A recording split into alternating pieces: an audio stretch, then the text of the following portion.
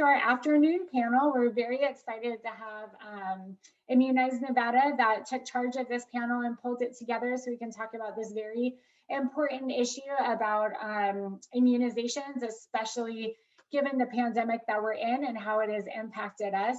And so I am going to turn it over to Brianne to kick off our session. Thank you so much. Thank you. And you would think after a year of pandemic workspaces, I would learn how to unmute and mute myself. I am Brianne Van Dyne, Education Manager with Immunize Nevada. I'm here with our valued partner and board certified pediatrician from Oasis Pediatrics, Dr. Lily Hadaji. And we will be presenting today on the topic of routine childhood and adolescent immunization and the pandemic. Challenges and opportunities. I am going to reference some notes for the purposes of this presentation, so I'm going to turn my camera off because it's a little distracting because I'll be referring to another screen, but I will be sure to turn that back on for Q&A.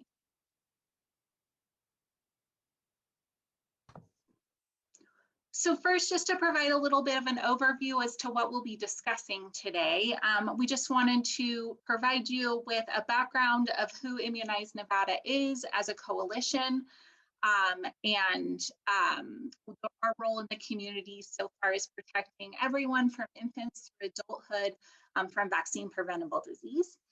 Second, we're going to talk about COVID-19 and its effect on immunization. This will be a highlight of historical data from last year, comparing 2019 immunization coverage through the childhood and adolescent cohorts compared to the first few months of 2020. Next, after that, we'll be providing a physician's perspective. That's when Dr. Hadaji will come in to present to discuss why routine health well checks, immunizations, and having a medical home are such a vital component of keeping our communities and our children healthy. We'll be reviewing challenges and opportunities, and then finally talking about the role that you can play or how you can get involved to help. So who is Immunize Nevada? Immunize Nevada is Nevada's only statewide nonprofit dedicated to immunizations. Our role in the community is to save lives by preventing disease and promoting health. And we accomplish this through increasing vaccination rates of Nevada's children, teens, adults, and seniors, ensuring adequate public health resources, training healthcare professionals, and expanding healthcare collaborations. Our organization, with the help and guidance of our various partners across the state, works to develop Nevada-specific programming and immunization resources, along with disseminating various regional and national information from trusted evidence-based sources. A part of our efforts is to communicate accurate information about the safety and efficacy of vaccines. We also make and develop live and online presentations like this one, to various community organizations, parent groups, and medical professionals. We are not a clinic and do not immunize people directly, but a large part of our outreach efforts, especially this season, is connecting private and public vaccinators to host community clinics across Nevada. And lastly, our team supports and advocates for strong pro-immunization policies in the legislative space, which is why this forum is so great for us. So, the whole reason we're here today is to highlight the negative impact the COVID-19 pandemic has had on immunization coverage for children and adolescents in Nevada. So what you're seeing here is vaccine doses administered from 2019 versus 2020. This data is obviously a little out of date. Our state office of analytics is working to put together more recent data that's reflective of the entire year of 2020, but being that Nevada's public health workforce is understandably working beyond its capacity right now, fulfilling media requests and populating the state's COVID-19 vaccine dashboard, among other duties, we weren't able to get more recent data in time for the purposes of this presentation, but we will be sure to include the most recent data as a supplement to today's presentation so that anyone interested can go ahead and view those rates. In any case, this data is indicating just how far behind we are in immunization coverage for Nevada's children and adolescents. The number of vaccine doses administered to children under 18 from early March through mid-July of last year was down 25.2% compared to the equivalent time period in 2019. This adolescent cohort is the most hard hit and continues to be the hardest hit of these age groups.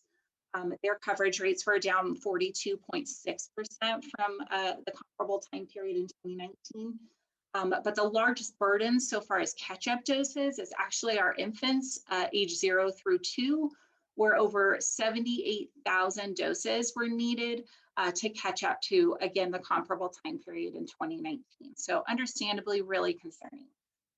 So while we've made modest gains since the time that this data has been published, we've still not come close to meeting the comparable coverage of years past. We'll make sure to include Nevada, again, comprehensive immunization coverage data for 2020 once we get that finalized from the Office of Analytics. So this is just, again, a highlight of how many doses we are behind. We are slowly returning to pre-COVID immunization coverage rates. Again, the key word being slowly, but there's still a lot of work to be done in catch up for children and adolescents who missed immunizations during the shutdown. Overall, nearly 190,000 vaccines for children under the age of 18 were delayed due to COVID. And so we have a lot of ground to cover in this respect. And in the months of July and August that you're seeing here towards the right side of the graph, we typically see a much more pronounced increase in doses administered to children, just because parents are preparing for enrolling their children in school for the upcoming year. The state immunization program will be closely monitoring, continue to monitor these weekly dose administered data to ensure kids are getting caught up in immunizations missed both due to the COVID-19 shutdown and then, all the exacerbated problems related to access since. So the gap in, just again, reiterating, the gap in doses administered for the first 2 weeks in July was already 24.1% less than 2019, which equates to about 28,000 doses for those 2 weeks. So it'll be less than 2019. So it'll be interesting to see when we look at this school year, what those rates look like, and also how big of an impact our efforts with regard to outreach and provider education will make in increasing these doses administered as well. So there's several factors that we believe have led to the decline in immunization coverage. And here just a brief highlight of what we believe has played a part. Routine infant and child infant immunization and well checks were prioritized initially during the onset of the pandemic over those of adolescents, just because infants would, die or be harmed at a much greater rate than that adolescent cohort should they forego those routine immunizations. We also believe that parents were just uncomfortable with making what they perceived to be unnecessary outings, though even those including to the doctor in the last year, which would of course contribute to those who are missing their routine well checks and immunizations. Another factor we believe played a part was remote learning. So, paired with those issues of limited access at schools, and schools planning for unprecedented and instructional settings, led perhaps the schools to be a little more lenient with those immunization requirements. Our state health authorities, officially released a technical bulletin in which they emphasize the need for us as a state to stay on top of school requirements, that there was not to be any exceptions. But schools were understandably overwrought, which was probably not helping that immunization coverage as we tend to, as a state, really lean on those school requirements for getting kids up to date on their vaccines. And then last, There's, perhaps a perceived less risk of contracting a vaccine preventable disease due to all those procedures that we were taking to keep safe amidst the pandemic, including mask wearing, social distancing, those kinds of things. So being the Immunize Nevada, again, connects families to health resources, but doesn't provide direct care to Nevada's children. We did feel that it was really important to get a physician's perspective to highlight the value of routine childhood and adolescent well checks and immunization. Dr. Hadaji will be providing some guidance as to what medical providers and those who work with families can do to communicate both the importance of having a medical home. This is also known as a place where families receive primary care, and reassure parents that it's safe and necessary to keep up with routine medical care. The floor is yours, Dr. Hadaji.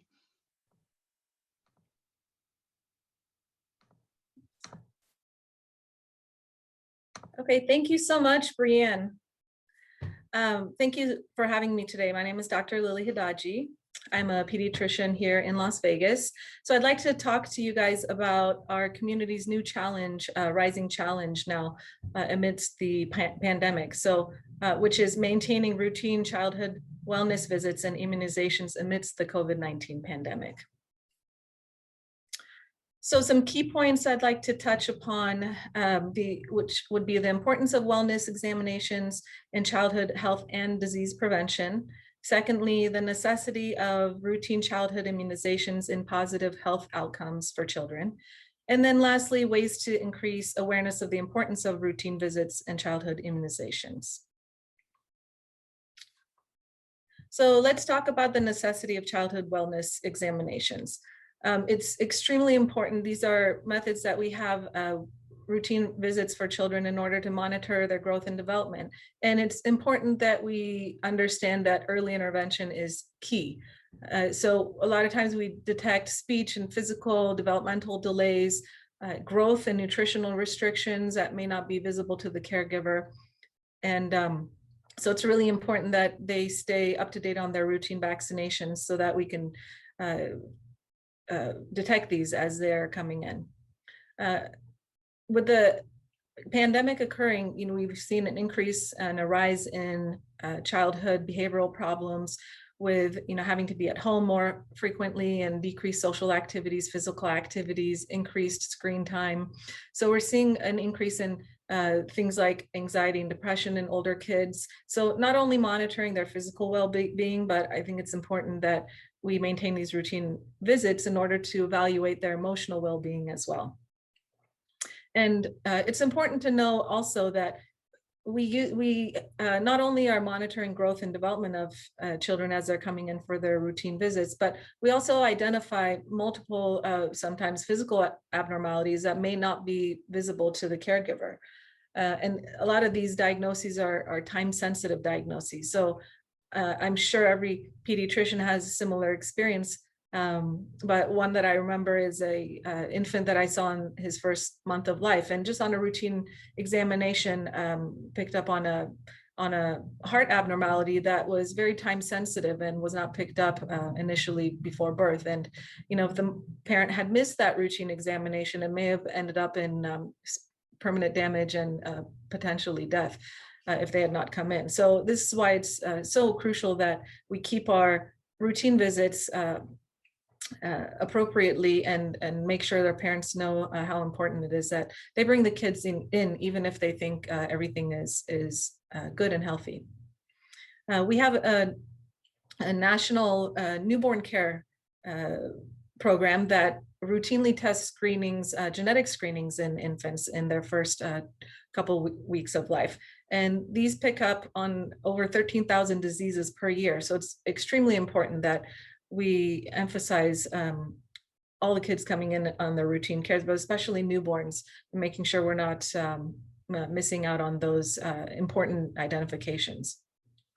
And as Brianne touched upon, it's extremely important that we create a comfortable medical home and trust between the physician and caregivers. So as the kids are coming in, most commonly they come in most often in that first year of life. We're seeing them at least every month to 2 months. And I think it's important to create that trust between the physician and the caregiver so they feel comfortable coming into the medical home, into the physician's office, that they feel comfortable. It's a safe environment. They're not fearful that they will be exposed to anything infectious or anything harmful to their child in the office. So I think that's really important, as Brianne said, to create a trusting medical home between the physician and families. And as we talked about, as Brianne talked about, staying up to date with routine childhood immunizations are crucial as well. So these are life-saving procedures that can protect against multiple diseases in childhood and adulthood. And it is still important to stay up to date with immunizations, even amidst social distancing that we're practicing during this pandemic. So we actually come into contact with a lot more human contact that we're aware of. And we're still seeing our family members. We may still make routine visits to the store, or some kids may be on a partial school schedule where they're present in school still. So they're still coming into contact with, multiple people and germs on a daily basis. So it's still important that we stay up to date with routine vaccinations amidst these social distancing measures. And also, interestingly, there might be some potential protection against complications from COVID-19 with these vaccines. So one of the more common consequences or complications from COVID-19 infection in the pediatric population is respiratory disease or pneumonia, which is an infection of the lungs. And we actually have multiple vaccinations that are in routine childhood immunization schedules that protect against pneumonia. So that's another interesting fact that why it's important to keep up to date. And of course, we want to prevent any secondary outbreaks or pandemics of vaccine preventable diseases. So, we see with the initiation of this pandemic that, without being vaccinated against it, how quickly it can spread. And in fact, measles is 10 times more contagious than coronavirus and still causing over 140 deaths worldwide. So the outbreaks that we see recently in the last couple of years have been mainly in small subgroup populations that were under immunized. And this is a quick graph. I'll just briefly summarize it. You can see on top, so the blue line is showing the vaccinations that don't include the flu vaccine, and then the dotted line are any measles containing vaccinations. So these are comparing the first 4 months of 2019 compared to the first 4 months initially the vaccinations that were ordered through the VFC, which is a state-funded vaccine for children that allows for vaccinations for underserved communities and uninsured families. So you can see January, February, up to the beginning of March, before the pandemic was announced, there was a steady ordering of these vaccinations, and then there was a significant drop when the pandemic was announced. And then the bottom graph shows the number of measles containing vaccinations that were administered. The darker blue graph showing under age 2 and the lighter blue over age 2. So you can see at that same period in March when the pandemic was announced that there was a significant drop in administered doses. So how can we combat this fear and this decrease of routine vaccinations and routine wellness visits to your primary doctor and primary pediatrician? So I think it's really important to reassure the caregivers of the safety protocols in the clinics. The American Academy of Pediatrics has very clear guidelines on how to reduce exposure in your private clinic, and in I think most offices are following these protocols right now.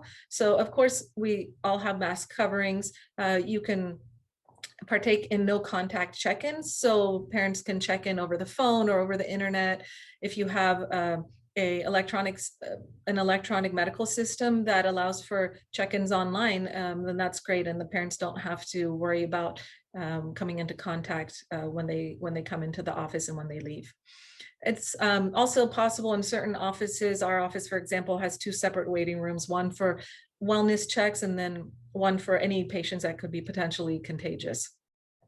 And then we can also, I think a lot of offices are partaking in separating their visits. So only seeing in the morning their well checks and their well infants and vaccination appointments. And then in the afternoon, seeing anyone who may be sick so that they're not exposing any of the newborns or healthy patients to anyone who could potentially be contagious.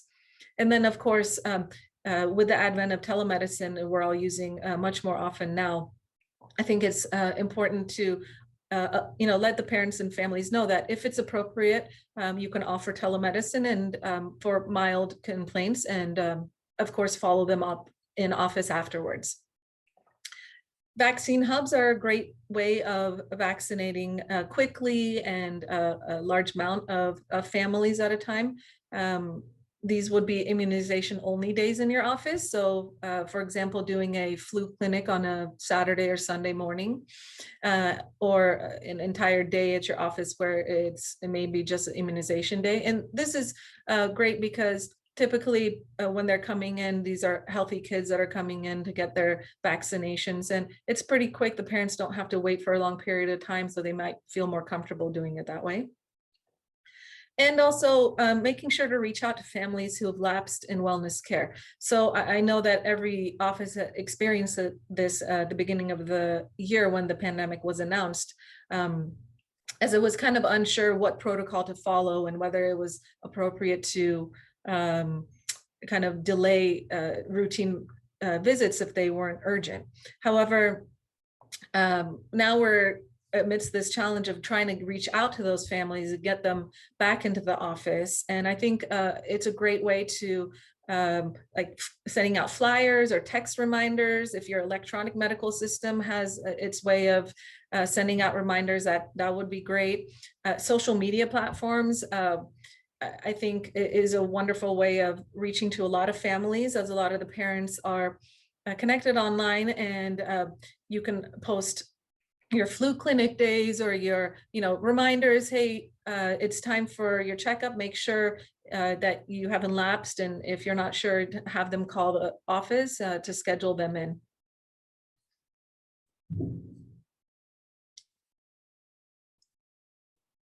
Okay. Great, thank you, Dr. Hadaji. You're welcome. Thank you. Yeah, absolutely. So now that we've highlighted the problem of the dramatic reduction of childhood and adolescent immunization coverage brought on by the pandemic, and Dr. Hadaji discussed the role medical providers play in addressing it, we wanted to review some of the challenges we face for both maintaining on-time immunization and getting those hundreds of thousands of doses to the kids who need them most, and also those possible opportunities for working around those challenges. So here is a short list of some of the challenges that we face. Health districts that are based in our state's most urban areas, and then community health nurses who fulfill that role in our rural and frontier counties have scaled back or in some cases even eliminated routine immunization services due to just the huge draw of resources that it takes for this COVID-19 vaccination effort. This is concerning, for a number of reasons. A lot of our most underserved communities depend especially on health districts and our community health nurses as points of immunization in their respective communities. This again further emphasizes the need for families and children to have a medical home or a primary care provider, and that touch point for which they can return to for routine immunization and well check services. Health districts are not meant to completely fulfill that role, nor are community health nurses. They are very much our partners and a supplement to that, but it's not in place of the need for primary care providers in these settings. But in absence of them, especially as we head into back to school season, this is a real concern for our state, especially as we, again, are so far behind and immunizing kids in our community. The second challenge is that we need to find an innovative way to encourage parents and families to seek routine and catch-up immunization services ahead of this upcoming school year to avoid, further drawing out being behind in immunization coverage and those children being up to date on their vaccines. We can't, as in years past, continue to wait until July or August in some cases to get in and try to, or for families to get in and try to make those immunization appointments ahead of starting school. We unfortunately, as I'll provide a little context for in the next point, don't have as many healthcare providers as we need in Nevada to meet the needs of our community. Our patient provider ratio is unfortunately very low. And then also in the absence of some of our health partners like the health districts and community health nurses being able to immunize at this time, this is a huge challenge for us to overcome. Again, just leading into that would be just to highlight, we do not have as many healthcare providers as we need currently. According to the latest version of the University of Nevada School of Medicine's Physician Workforce in Nevada report, Nevada ranks 47th in the nation in terms of physicians per person, with 228 physicians per 100,000 Nevadans. That's well below the average of 373 physicians per 100,000 individuals in other, it is the national average. So a real concern for our state. The next challenge, which has always been a challenge in the immunization space, but seems to have especially become prevalent in the pandemic, is just the prevalence of vaccine myths and disinformation that parents are consuming at this time. There's a lot of just falsehoods that are on our various social media platforms. It's difficult for parents to discern what's a good source from a bad source. So that is a huge challenge that we are actively seeking to overcome, and we'll definitely rely on our partners and hopefully those on the call today to help us combat. And then the last of our challenges, or at least the last that I've listed here, is preparing for potential COVID-19 vaccine approval for adolescents ages 12 and up. That is possibly coming through as early as this summer. So a little bit about COVID-19 vaccine, being that we are still studying the vaccine, we do not, or the guidance from the CDC is that it cannot be co-administered with any other vaccine, meaning that COVID-19 vaccine can't be paired for adolescents with other routine vaccines like Tdap, MenECWI, and flu. So they can also not receive a COVID-19 vaccine or any other vaccine 2 weeks in advance of getting vaccinated with COVID-19. And then 2 weeks after each of those doses. So as we prepare for, those 2-dose vaccine series being approved for those ages 12 and up, this possibly leaves an 8-week window in which adolescents would not be able to be vaccinated with any other vaccine. So that's another challenge for us. We need to get ahead of this early and vigorously in order to get kids caught up and ready for school. So with all that bad information or sad information, we wanted to also pair that with some opportunities. So the first, which is we need to be connecting families with medical homes. Immunize Nevada has a find a vaccine provider tool that we've linked here that helps families find providers. They can sort by Medicaid providers, the providers who serve the uninsured, those who are vaccines for children program providers, as Dr. Hidaki had mentioned before. For those who are unfamiliar with the Vaccines for Children program or VFC program, Providers who are enrolled can provide free vaccines to children who are Medicaid eligible, uninsured, underinsured, or American Indian or Alaskan Native. So that tool there will help connect families with a medical home in which they can get caught up on their vaccines and on those routine well checks. The second opportunity is we need pro-immunization advocates, especially those in positions of leadership. We rely on you to share evidence-based vaccine information within your professional and personal spheres. Immunize Nevada has accounts across various social media platforms, including Facebook and Twitter and Instagram. And you can just go ahead and click share from the content that we post daily.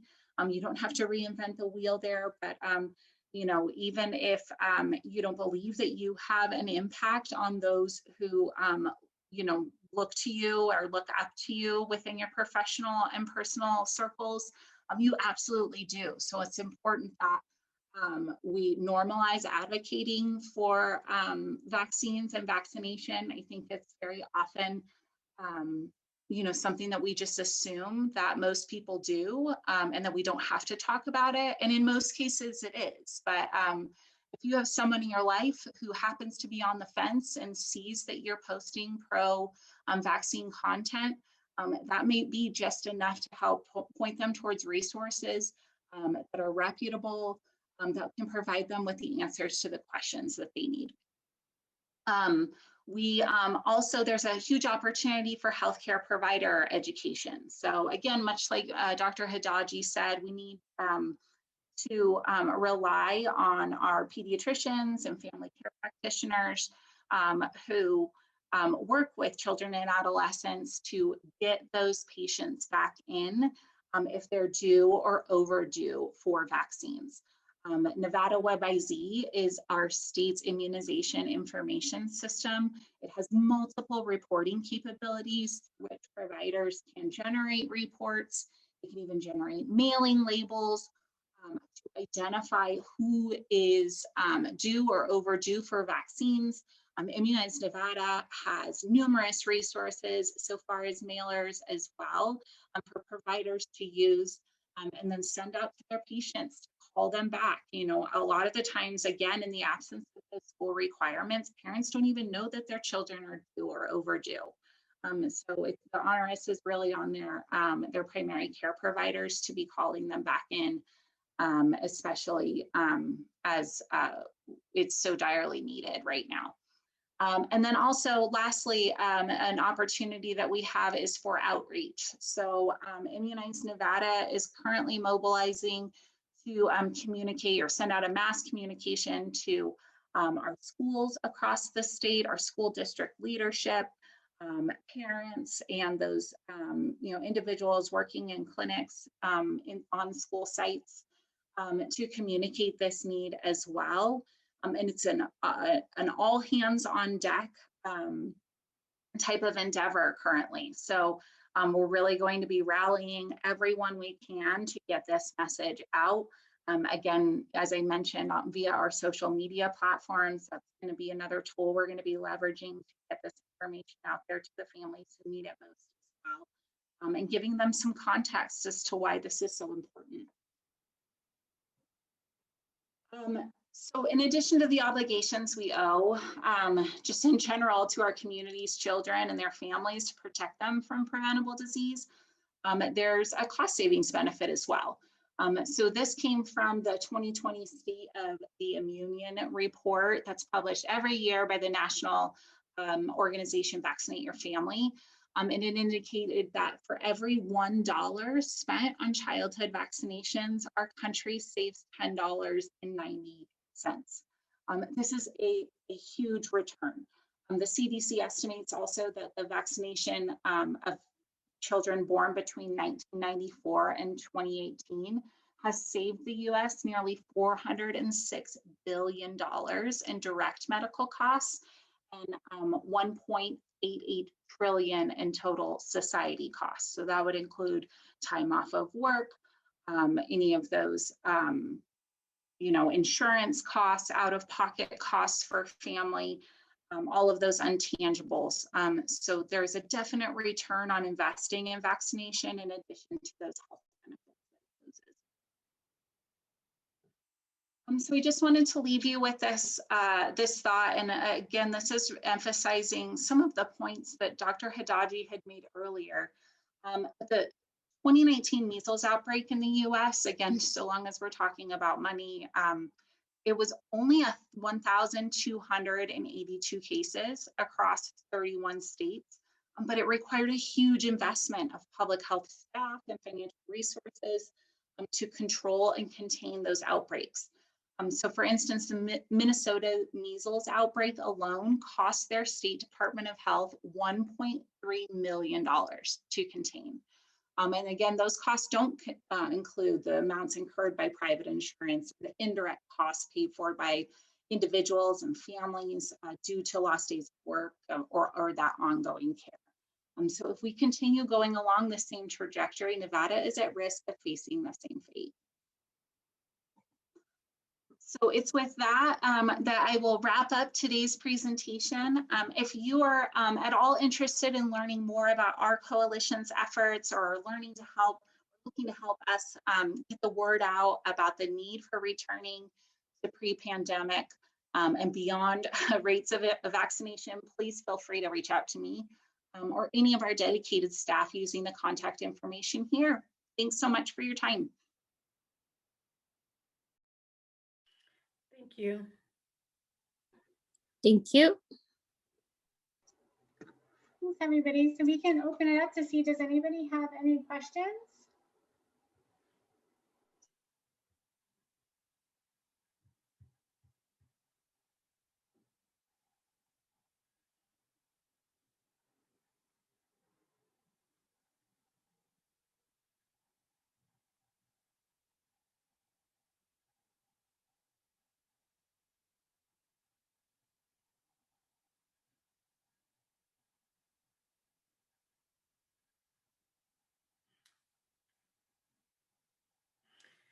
Okay, I have a question. This is Susanna from Nevada PEP. Do you think, Ms. Van Dyne, that it will become mandatory for the COVID-19 vaccine to return to school if they ever, bring it, the age limit is brought down? I don't foresee that being at least any time within the next few years. I think as of right now, we're looking to encourage people and families and of children who are, potentially going to be eligible for the vaccine to make that decision on their own. We're still building trust. It is a new vaccine, and we're here to provide all the resources in order to help people make an educated decision about that. So no, I do not foresee that happening anytime in the near future. Thank you.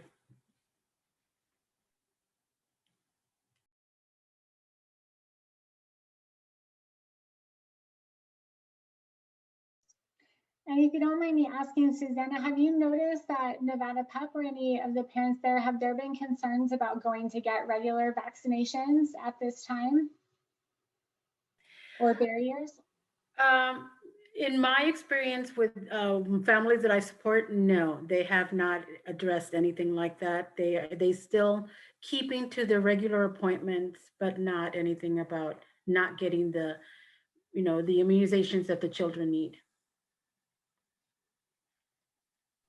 Hey, thank you for sharing. That's good to know. All right, wonderful. Well, we will make sure that we share the contact information of our presenters, and this session that will be posted next week on our website. So that way, again, other people who missed it can go back in and obtain the information. And Brianne will make sure that you guys get that as well. And I know that there was that Immunize Nevada staff put together a little video to introduce themselves and to talk about the issue. And if it's okay, we can close with that and I can show that video. Great, sounds good. All right, hold on just 1 second while I pull it up.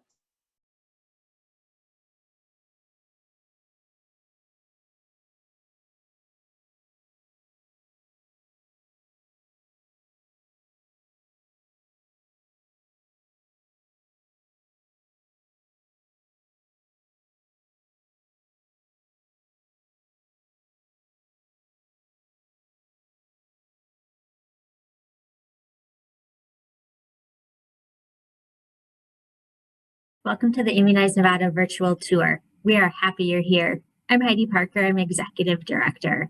And Immunize Nevada is a 501c3 statewide nonprofit coalition founded in 1995.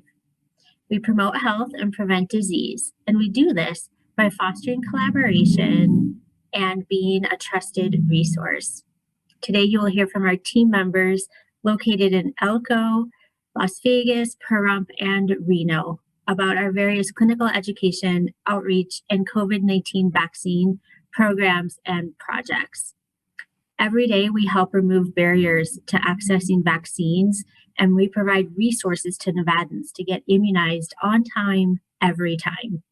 While our life-saving mission has always been vital to building healthy Nevada communities, it's more important than ever to help Nevadans get back to the things that we all miss.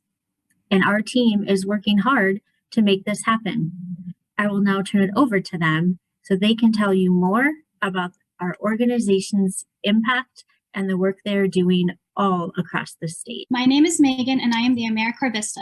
I plan the monthly coalition meetings that has over 600 participants, along with almost 80 new participants in the year 2020. I'm Brianne, Education Manager for Immunize Nevada. As part of our organization's Nevada Immunization Learning Exchange, Immunize Nevada offered 58 virtual and in-person learning opportunities in 2020, reaching 2,983 healthcare practitioners and public health professionals in the state of Nevada and beyond. I'm Tara, the Outreach Manager at Immunize Nevada.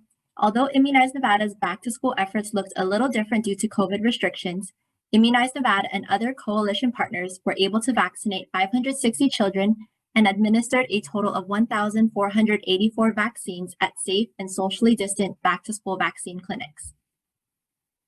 I'm America Davis, Program Coordinator.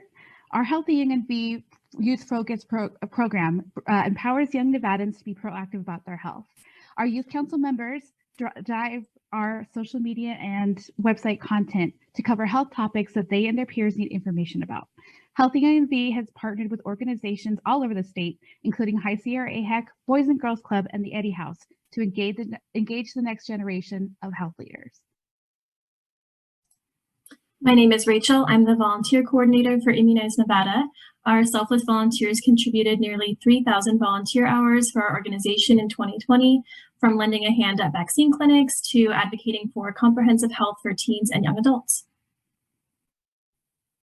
My name is David, the Public Affairs and Community Engagement Manager. Immunize Nevada, in tandem with statewide community partners, is carrying out the request of Nevada's governor and Nevada's underserved communities of creating and ensuring equitable access to the COVID-19 vaccine and its associated resources.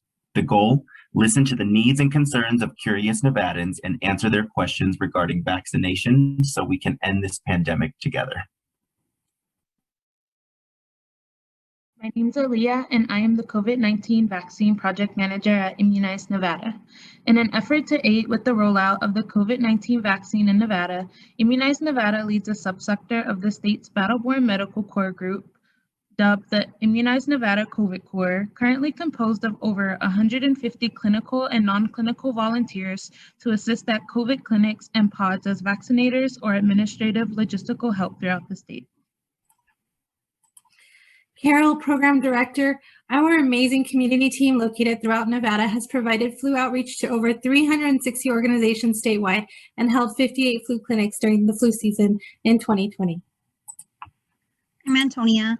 I'm the COVID-19 coordinator covering Northeastern Nevada, providing education to those in rural and frontier Northeastern Nevada. The needs of these areas are unique and vary by community. Immunize Nevada provides advocacy in Spanish and English to bring then an end to the COVID-19 pandemic. I'm Allery. I'm a community health worker here in Las Vegas, soon to be a certified community health worker too. With the sponsorship of the Southern Nevada Health District and their REACH program, Immunize Nevada has provided outreach, education, and no-cost flu clinics to the most underserved and vaccine-hesitant areas, primarily targeting the African American and Hispanic communities. Since November 2020, we successfully held 16 community flu clinics and vaccinated a total of 224 people. Mayra, community health worker in Las Vegas, and we have helped over 2,500 Nevadans get vaccinated during flu season in 2020. I'm Bren. I'm a community health worker that covers the rural areas of Southern Nevada.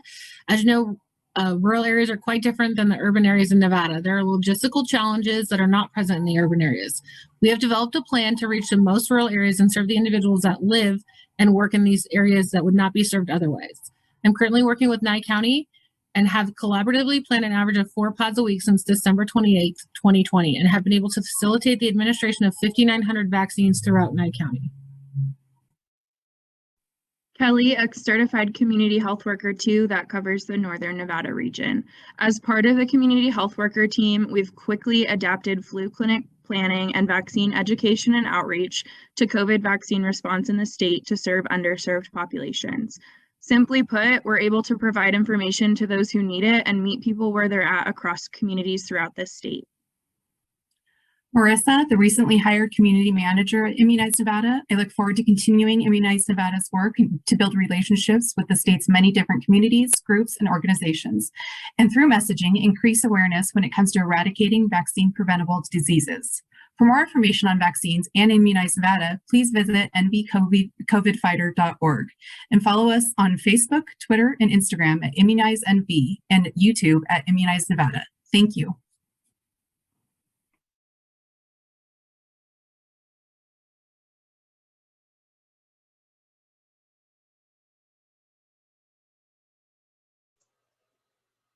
Thank you. It's so great to see the team together in that way, even though everyone's in kind of separate places. So we're getting very creative.